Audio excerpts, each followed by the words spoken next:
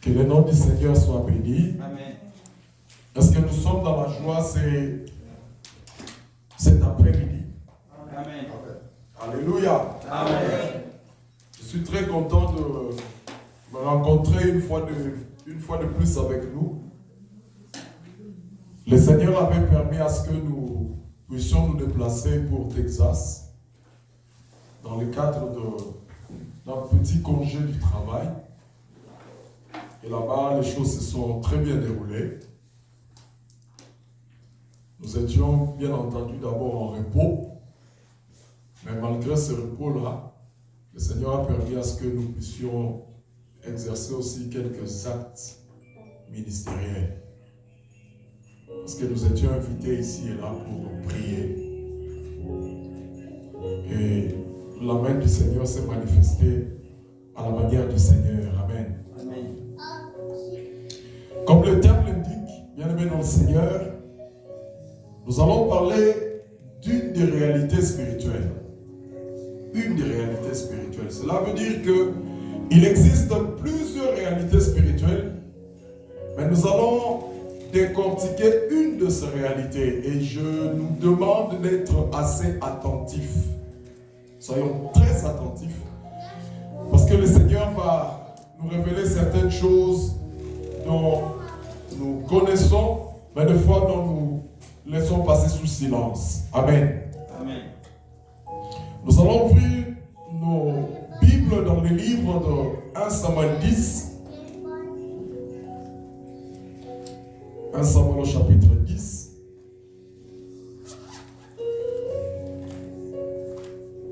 À partir du verset 18.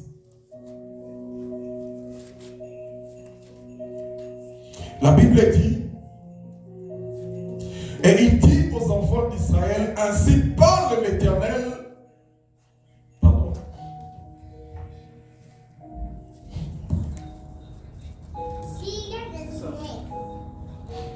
Ainsi parle l'Éternel, le Dieu d'Israël. J'ai fait monter d'Égypte Israël et je vous ai délivré de la main des Égyptiens et de la main de tous les royaumes qui vous opprimaient. Et aujourd'hui, vous rejetez votre Dieu qui vous a délivré de tous vos maux et de toutes vos souffrances. Et vous lui dites, établis un roi sur nous. Présentez-vous maintenant devant l'Éternel selon vos tribus et selon vos milliers. Samuel fit approcher toutes les tribus d'Israël et la tribu de Benjamin fut désignée. Il fit approcher la tribu de Benjamin par famille et la famille de Matri fut désignée. Puis Saül, fils de Kis, fut désigné. Il les chercha, mais on ne les trouva point. Soyons attentifs, la Bible dit, on les chercha, on ne les trouva point. C'est quelqu'un qui devait être intronisé. Parce que nous connaissons l'histoire. La Bible parle des années de Kis, le père de Samuel, qui était égaré. Mais cela n'était qu'une stratégie du Seigneur pour attirer Saül vers Samuel. Et en cherchant les années de son père, il les avait trouvées nulle part. Et un de ses serviteurs l'avait conseillé d'aller voir un voyant. On les appelait à l'époque un voyant, plus tard des prophètes. Et ce voyant-là, c'était Samuel. On sait que Saül ne savait pas. C'est que dans les plans de Dieu, comme les enfants d'Israël avaient besoin d'un roi, Dieu avait jeté son dévolu. Ça veut dire que Dieu avait fait son choix sur Saül. Et c'est ce qui a fait qu'il avait loin de l'autre côté. L'onction était d'abord en privé, mais l'onction devait aussi être publique devant tout le monde, afin que le Seigneur présente au peuple d'Israël qui est le roi qui devait le conduire. Parce que le peuple avait besoin d'un roi, comme les autres royaumes. La Bible dit, on a cherché, on le chercha, on ne le trouva point. On consulta à nouveau le Seigneur. Pourquoi? Parce qu'on l'a cherché, on ne l'a pas trouvé. Y a-t-il encore un homme qui soit venu ici? Et l'Éternel dit, voici, il est caché faire les bagages. On courut les tirer de là. On l'a tiré. Pourquoi? Parce qu'il était caché vers les bagages. On lui tirait de là et se présentant au milieu du peuple. Et les dépassait tous de la tête. Samuel dit à tout le peuple, voyez-vous celui que l'Éternel a choisi. Il n'y a personne de tout le peuple qui soit semblable à lui. Et tout le monde poussa des cris, disant, vive le roi. Alléluia. Amen. Les jours de l'intronisation étaient arrivés. Mais on ne trouva point. Les jours de la gloire étaient arrivés. Mais on ne l'a pas vu. On ne trouva point. Le jour où la chose qui était cachée devait être rendue publique, on ne les trouva point. On a dû consulter à nouveau le Seigneur. Et le Seigneur leur dit, il est caché sous le bagage. Et la Bible dit, on les tire de là. Et quand on l'a tiré de là, c'est alors qu'il était devenu visible. C'est alors qu'on l'a intronisé. Je ne peux pas entrer, je ne peux pas décortiquer de fond en comble ce passage. Mais j'ai juste choisi ces bouts de phrase. Il est caché. Pour expliquer une des réalités spirituelles. Bien-aimé dans le Seigneur, il existe des choses dans ta vie qui sont cachées dans le monde des ténèbres. J'aimerais que nous soyons très sérieux par rapport à cette prédication. Parce que ça sera la base de notre prière du mois de décembre, parce que le Seigneur nous a mis à cœur de passer 21 jours dans la prière. Bien-aimé, il arrivait une fois, quand j'étais dans l'état du Texas, le Seigneur me réveillait à minuit, je priais jusqu'à 5 heures. Et le Seigneur m'a parlé sur beaucoup de choses. Bien-aimé, dans la vie, il y a des choses que nous ne voyons pas. Parce que ces choses-là sont cachées. Il y a des santé qui sont cachées. Il y a des élévations qui sont cachées. Il y a des promesses qui sont cachées. Je pèse bien mes mots. Des promesses qui sont cachées. La Bible dit dans le livre de Daniel. Daniel consulta dans le livre et il comprit que l'année de la captivité était arrivée. Et Daniel s'est mis à prier. Et Daniel, en priant, qu'est-ce qui s'est passé? Le Seigneur a envoyé un messager dès le premier jour de la prière. Dès le premier jour. Mais la Bible dit, le roi de Perse l'a intercepté quelque part, l'a bloqué. Autrement dit, le roi de Perse a emprisonné l'ange qui devait venir. Je pèse bien mes mots, emprisonné. Pourquoi? Parce que plus tard, la Bible dit, Dieu devait envoyer Michael pour faire quoi? Délivrer cet ange qui était bloqué, emprisonné. Il existe deux royaumes. Il y a un royaume qui nous veut du bien, mais il y a un autre royaume qui nous veut du mal. Sois un homme heureux si tu as les promesses du Seigneur. Mais réalise aussi que le jour où tu as les promesses du Seigneur, ce jour-là, il y a quelque chose qui s'est déclenché dans l'autre royaume. Et le rôle de ce royaume-là, c'est comme le Seigneur dit, le voleur ne vient que pour égorger, tuer et détruire. C'est ça son rôle. Bien-aimés dans le Seigneur, ne soyons pas naïfs. Au risque de tomber sur ce que la Bible dit, ne faites pas comme certains qui ont bien entendu, reçu les promesses de Dieu, mais qui l'ont salué de loin. Cela veut dire que les promesses étaient là. Mais ils n'ont pas vu cette promesse-là.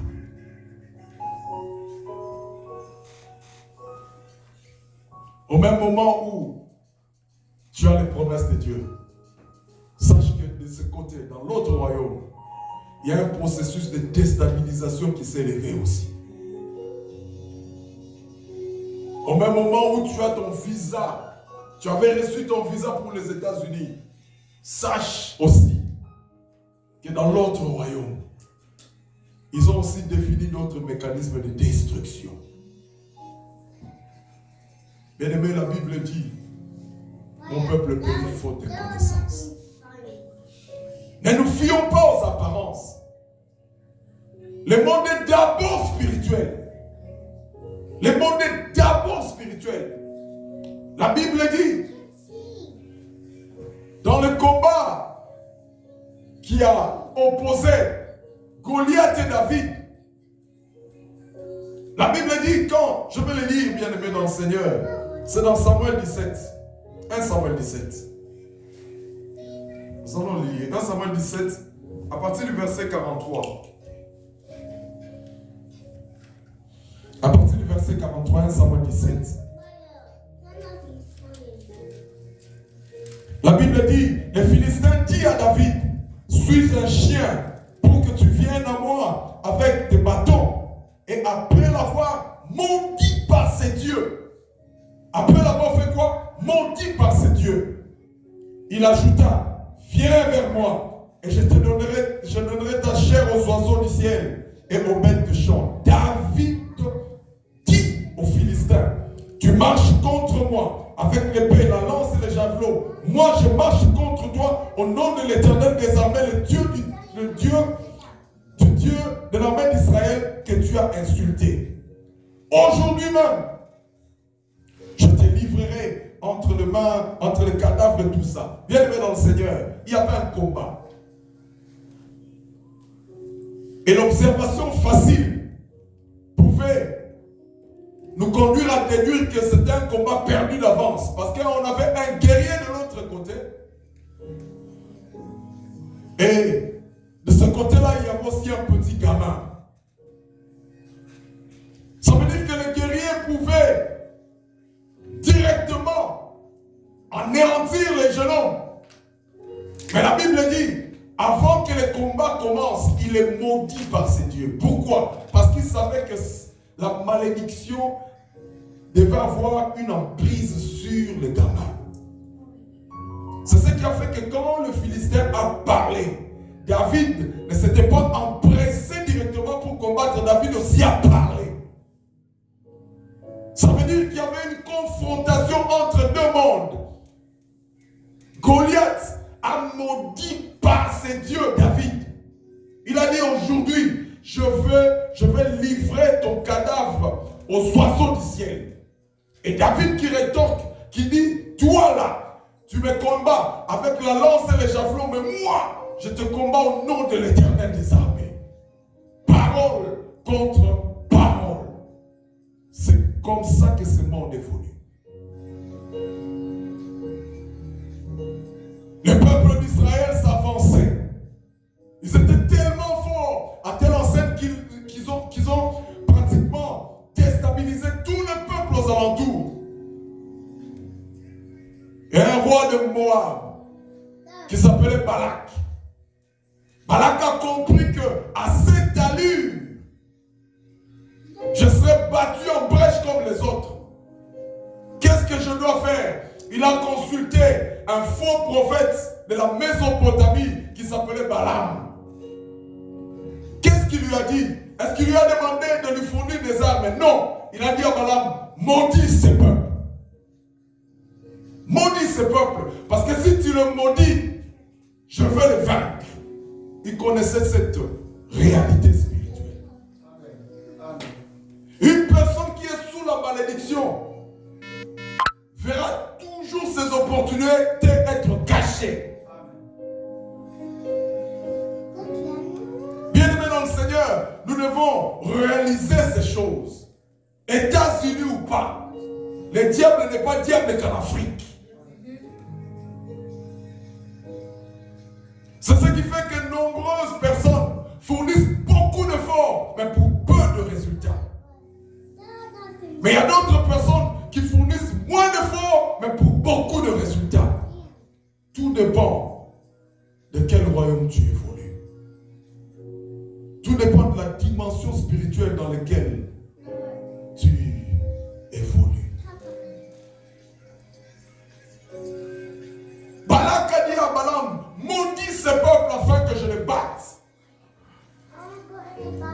Et si nous lisons attentivement ces textes, nous allons comprendre que même le Seigneur n'avait pas permis à ce que les paroles de malédiction sortent de la bouche de Balaam. La Bible dit, Balaam prononçait des paroles de malédiction, mais Dieu changeait ces paroles de malédiction en bénédiction. Amen. Les paroles ont de l'impact. D'où tu viens? Qu'est-ce qui a été dit sur toi?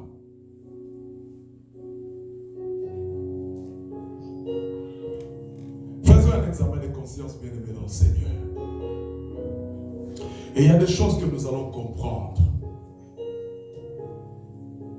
Il y a des choses qu'on aurait dû recevoir il y a longtemps. Mais si ces choses tardent, c'est parce que ces choses ont été cachées quelque part. Voilà pourquoi Daniel, après avoir compris, il a prié un jour. Et il n'a pas vu sa réponse. Il a continué à prier jusqu'au 21e. À la 21e journée. Alléluia. Amen.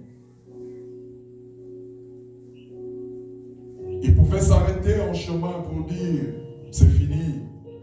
J'ai beau prier, mais je n'ai pas trouvé de résultats. Mais il a continué à prier. Et la Bible dit quand l'ange est venu, et l'ange lui a dit clairement les choses. Dès les premiers jours, le Seigneur t'avait répondu. Mais la réponse lui est parvenue le 21e jour. Faisons très attention, bien-aimés dans le Seigneur.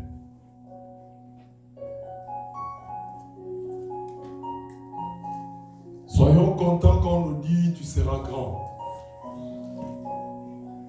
Mais soyons conséquents à cette promesse-là.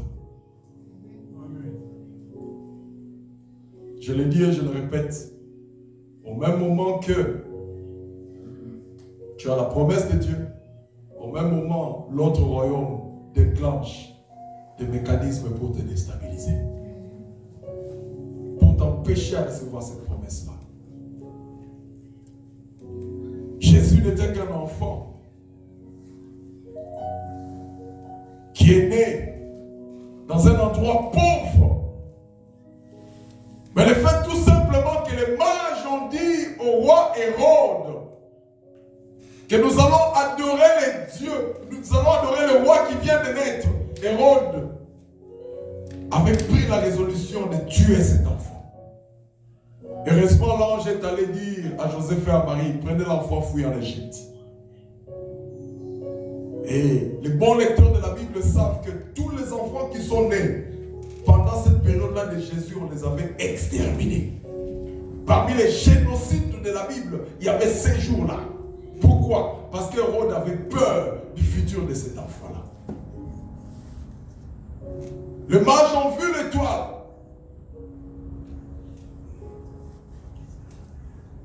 Je vais te dire, bien-aimé dans le Seigneur, ne considère pas que ta promesse est un acquis. Lève-toi et prie.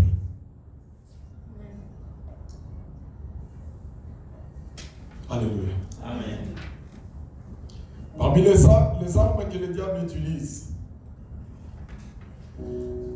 la Bible dit dans le livre de Josué, chapitre 7,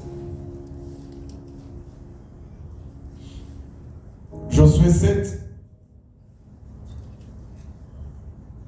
les enfants d'Israël commirent une infidélité au sujet des choses dévouées à l'interdit. Verset 2. Josué envoya à Jéricho des hommes vers Haï, qui est près de Beth-Aven. Il leur dit, montez explorer le pays et tout. Nous lisons.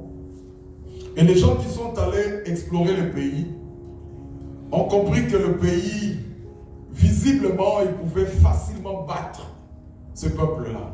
Quand ils sont rentrés, ils ont même dit à Josué, tu n'as pas intérêt à envoyer 3000 personnes pour ce peuple-là. Envoie seulement un nombre limité, parce qu'ils sont très faibles, nous allons les battre. Bien-aimés dans le Seigneur, ces jours-là, les enfants d'Israël étaient complètement battus. On en a tué plusieurs. Pourquoi? Quand la Bible dit, Josué déchira ses habits après être battu plutôt. Josué déchira ses habits et se prosterna jusqu'au soir, le visage contre terre devant l'Éternel.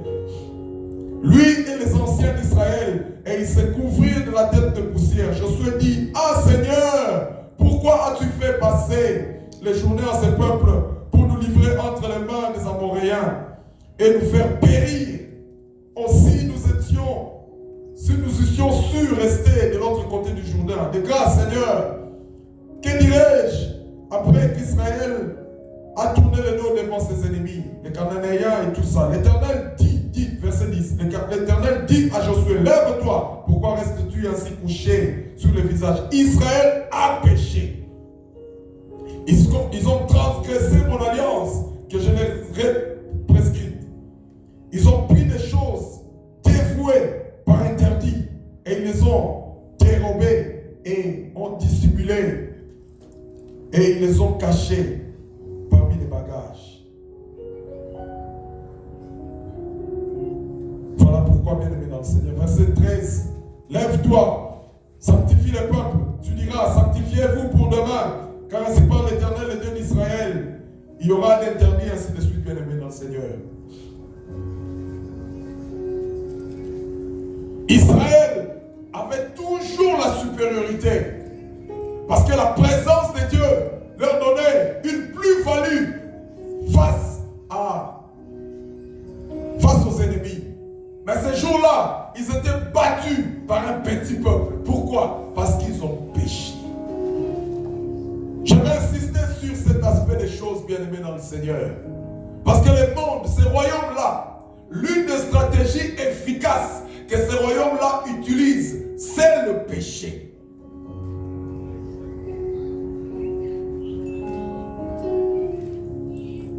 Le péché. Nous avons parlé d'une histoire de Balaam, Balak et tout ça. Balaam ne pouvait même pas maudire Israël. Il était incapable de le faire. Jusqu'au moment où le prophète de la Mésopotamie, le faux prophète, a donné un stratagème. Il a dit, envoyez les filles. Quand on a envoyé les filles et que les enfants d'Israël sont entrés en une relation bizarre avec ces filles-là, et le Seigneur les a complètement frappés. Les péchés donnent la force au royaume des ténèbres. Le péché. La Bible dit, la main de l'Éternel n'est pas courte pour, ni ses oreilles sont bouchées pour entendre nos prières. Mais ce sont nos péchés qui nous éloignent de Dieu. Dieu n'est pas moins Dieu. Dieu reste Dieu. Dieu est puissant. Dieu est capable. Mais le péché empêche Dieu d'agir dans nos vies.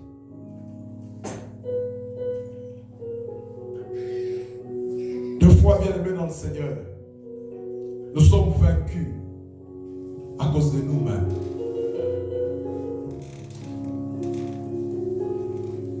Le péché. Le péché nous affaiblit. Le péché ramène l'échec dans notre camp.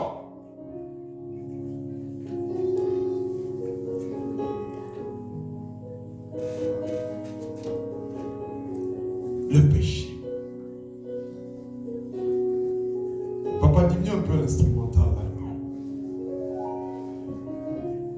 Merci. Le péché.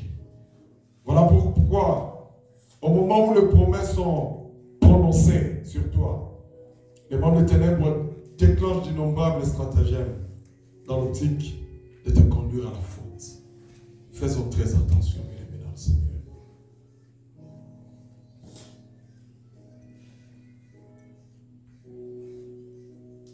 Même Christ sur la croix. Il est arrivé un moment où le Seigneur, fatigué, il a dit, mon Père, pourquoi m'as-tu abandonné? Et le Père avait tourné sa face. Pourquoi? Parce que Christ portait nos péchés. Et le Père ne pouvait pas regarder ça. Le péché.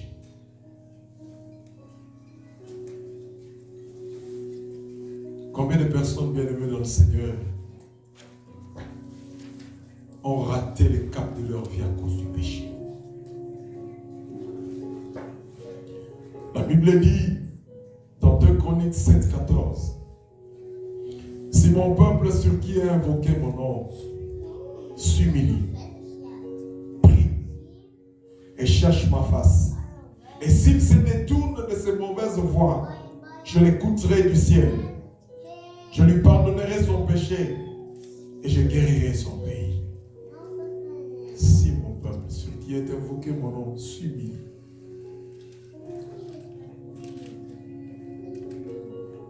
Nous nous approchons vers la fin de l'année, bien-aimé dans le Seigneur.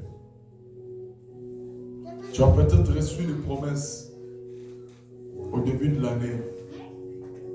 Essaie un peu de faire un bilan. Et pose-toi la question. Si tu as vu ces promesses-là se réaliser. Si tu ne l'as pas vu, Dieu est-il menteur? La réponse est claire, non. Dieu ne ment pas. Pose-toi maintenant une vraie question, à qui la faute?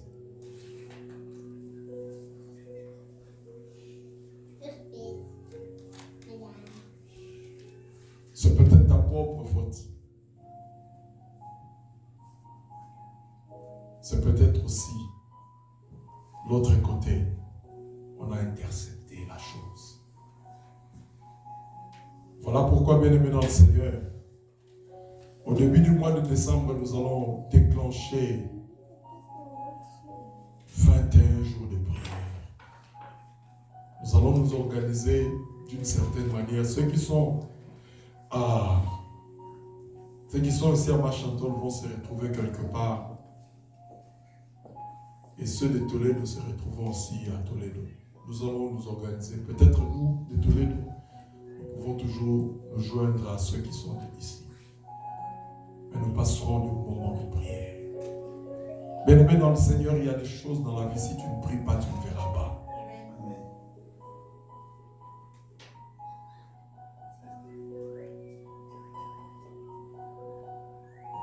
La dimension de grandeur de ta vie est proportionnelle à la dimension de combat que tu vas rencontrer.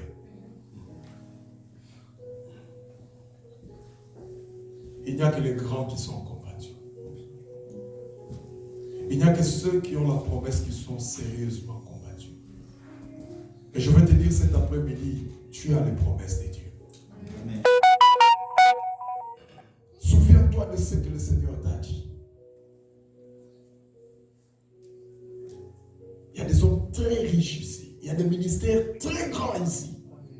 Mais pourquoi ces choses ne se concrétisent pas? Lèvons-nous et prions.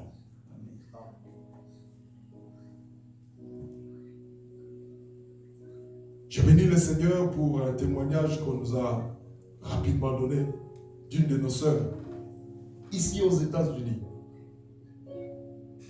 Elle a passé de mois et de mois dans le chômage, on ne pouvait pas la prendre. Pourquoi? Parce qu'elle attendait ses documents. Et les documents étaient déjà sortis. Mais elle était là en train d'attendre. Mais le Seigneur a permis à ce que cette sœur vienne ici dans cette église. Elle a passé un mois, je pense, 1 mois et demi, 2 mois presque. Et dans des prières intenses. Et c'est par la suite qu'on a compris que le document était déjà sorti. Mais qu'est-ce qu'on avait fait de ces documents? On avait gardé ça dans un bureau, ici aux États-Unis. Si c'était au Congo, on pouvait dire l'administration est désordonnée. Ici aussi, l'administration est désordonnée. Mais les hommes spirituels ont compris que ces documents-là étaient cachés. Spirituellement. Qu'est-ce qu'il fallait faire? Il fallait les tirer. Il y a des choses qu'on tire dans la prière. Il y a des santé qu'il faut tirer dans la prière. Il y a des élévations qu'il faut tirer dans la prière.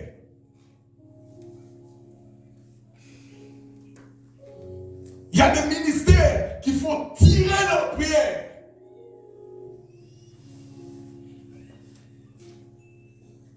Je vais te donner une information simple. Le Dieu que tu sais est plus fort que celui qui est dans le monde.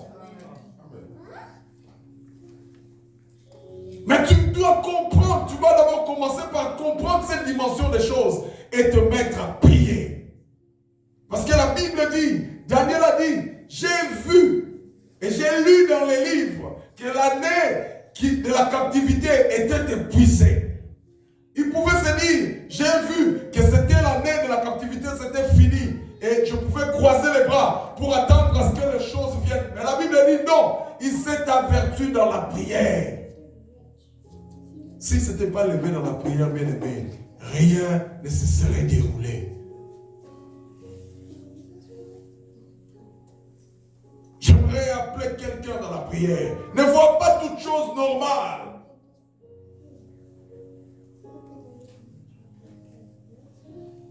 Il y a des choses, comme la Bible dit, les 2 femmes là à l'époque de Salomon, l'une s'était couchée sur son enfant et qui a remplacé l'enfant mort en enfant vivant. La Bible dit, pour celle-là, elle a constaté le matin que l'enfant était mort. Que dit la Bible? La Bible dit, elle regarda attentivement et elle comprit que celle-ci n'est pas mon enfant. Regarde ta vie attentivement. Regarde ta vie attentivement. Et tu comprendras que ça, ce n'est pas moi. Je ne devais pas vivre comme ça. Parce que ça, ce ne sont pas les promesses de Dieu. Ce n'est pas ce que Dieu m'a dit. Mais pourquoi je vis ces choses? Lève-toi dans la prière. Pourquoi je produis de l'argent, mais les résultats ne sont pas palpables? Qu'est-ce que j'ai? Je n'ai rien. Pourquoi je n'ai rien? Les mêmes personnes avec qui nous travaillons dans la même compagnie et nous sommes payés au même moment et nous avons la même proportion de montants. Il faut de grandes choses. Pourquoi pas moi? Regarde attentivement ta vie et lève-toi, prie maintenant. Sors de la distraction. Sors de la distraction. Prie Dieu. Cherche Dieu.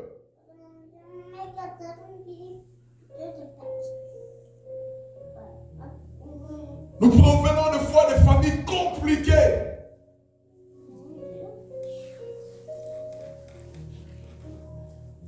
Je connais une période bien aimée dans le Seigneur. Nous étions au Congo, il y avait un cas on nous avait présenté un cas d'une sœur. Et cette sœur-là, le jour de son mariage, l'oncle avait pris le micro de la personne qui animait la fête. Et l'oncle faisait comme si c'était des blagues. Je prends l'exemple, Michel, c'est Michel qui a épousé peut-être la sœur. L'oncle faisait entre guillemets des blagues. Michel, tu as pris ma femme, hein, Michel. Tu as pris ma femme, Michel. Et il ne faisait que répéter ça. Tu as pris ma femme, Michel. Et plus il répétait ça, et ça a attiré l'attention de certaines personnes. Mais pourquoi tu dis ça? Non, je suis en train de blaguer. Bien aimé dans le Seigneur. Depuis que la femme est allée dans son mariage, la femme ne mettait pas au monde.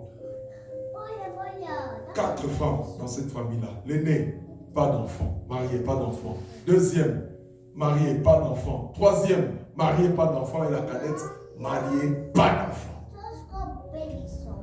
On va appeler ça quoi? Coïncidence. C'est facile de le dire. Hein? C'est facile de dire que c'est une coïncidence. Mais la réalité en est tout autre. Et qu'est-ce qui s'est passé?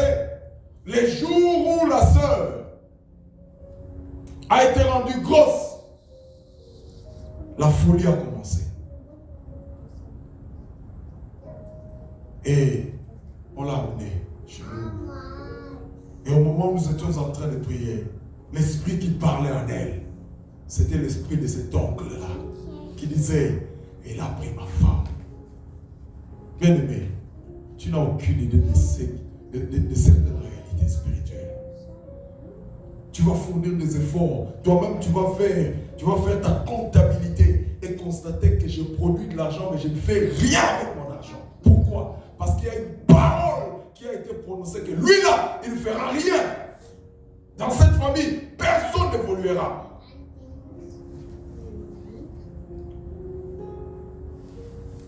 Si ce message tombe dans les oreilles d'un de mes cousins qui m'en excuse, je m'excuse.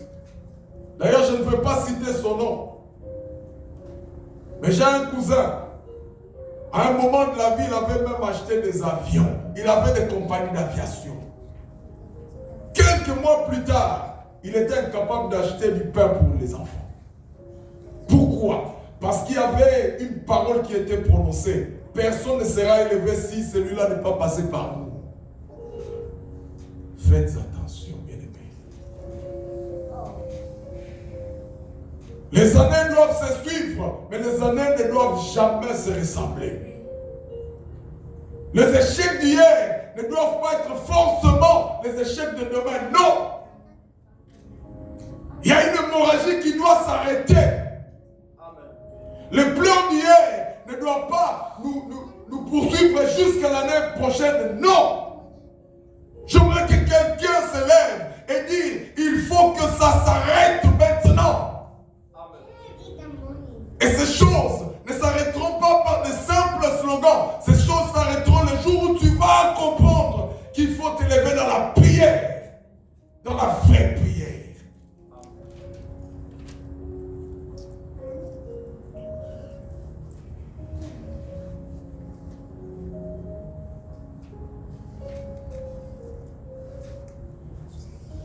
Dieu a parlé à quelqu'un cet après-midi. Amen.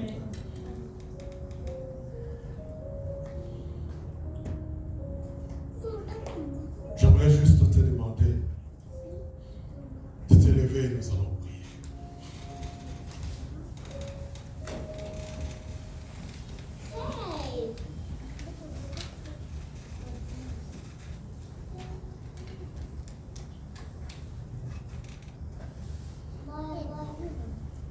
Disons merci au Seigneur pour sa parole. La Bible dit qu'il envoya sa parole et sa parole a guéri. Nous disons merci à Dieu pour sa parole. Et cet après-midi, nous prions au nom de Jésus. Alléluia. Jésus. Merci. Jésus.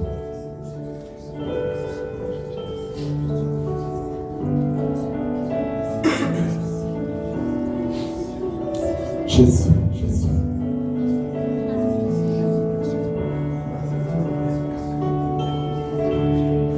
Jésus, Jésus. Merci pour ta parole, Seigneur. Merci pour ta parole éternelle. Cette parole qui nous a instruits cet après-midi.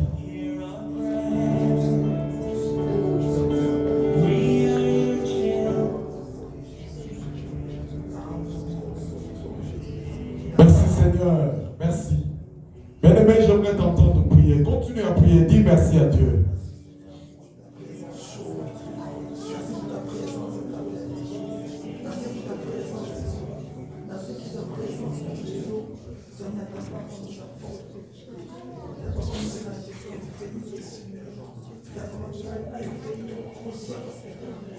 Est-ce que quelqu'un peut commencer maintenant à refuser tout échec prononcé et programmé sur sa vie? Tout échec prononcé et programmé sur ta vie, tu pries maintenant. Tu l'anéantis au nom de Jésus. Commence à prier. Prie, bien-aimé dans le Seigneur. La Bible nous parle de Goliath. La Bible dit, il est maudit par ses dieux. Mais David ne s'est pas arrêté à écouter la malédiction de l'autre. David aussi a parlé. Tu parles, je parle. Tu as maudit, je bénis. Au nom de Jésus, commence à anéantir. Commence à refuser. Commence à refuser le deuil qui a été programmé dans ta famille. Commence à refuser les pleurs qui t'ont été imposés. Commence à refuser toute calamité. Commence à refuser tout échec que le diable veut imposer. Commence à refuser tout esprit de statu quo. Commence à refuser tout esprit de stagnation. Commence à refuser tout esprit d'échec. Commence à refuser tout esprit de mort. Commence à refuser tout esprit de mort spirituelle, tout esprit de mort physique. Commence à refuser tout esprit de maladie incurable. Refuse cela au nom de Jésus. Bien-aimé dans le Seigneur a mis dans ta bouche. La Bible dit, je mets la vie et la mort dans ta langue. Et je te donne, prie maintenant, brise ce qu'il faut briser, brise toutes choses, brise toute sémence qui n'est pas de Dieu, que cette sémence soit brisée dans le nom puissant de Jésus. Continue à prier, prie pour ta vie, bien-aimé. Tu n'es que le seul avocat, à part Jésus, tu es le seul avocat de ta vie. Prie, plaide toi-même comme la Bible dit, viens toi-même, plaide, parle pour ton cas, lève-toi, parle maintenant pour ton cas, parle pour ton cas, les choses qui te font pleurer, parle pour ton cas, lève-toi dans la prière, la Bible dit, je ferai de mes serviteurs des flammes de feu, que le Seigneur fasse de toi des flammes de feu. Que le Seigneur fasse de toi une flamme de feu. Que tu sois du feu. Lève-toi. Prie maintenant. Prie. Continue à prier. Ne te fatigue pas. Au moment où ils ont eu l'occasion de parler en mal de toi, ils l'ont fait sans se fatiguer. Toi non plus, ne te fatigue pas. Prie pour ta vie. Que toute chose qui a été cachée dans le monde des ténèbres soit tirée de là.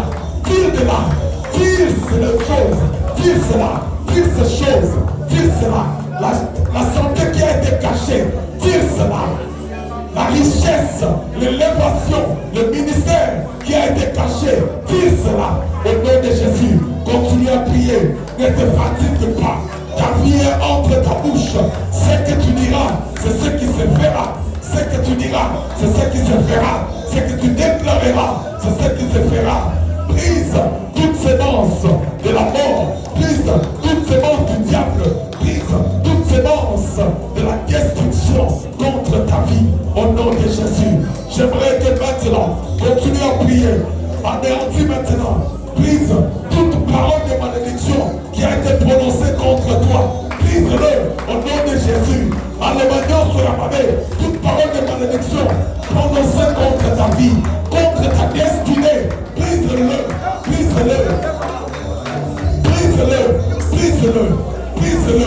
Je n'échouerai pas. Je ne veux pas échouer.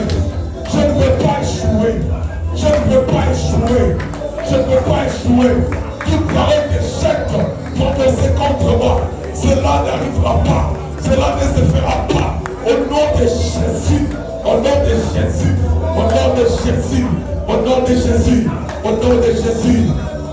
nom de Jésus. Lève-toi maintenant. Commence à demander la puissance de Dieu dans ta vie. Que la puissance de Dieu impacte ta vie. Que la puissance de Dieu touche ta vie. Que Dieu te fasse sortir.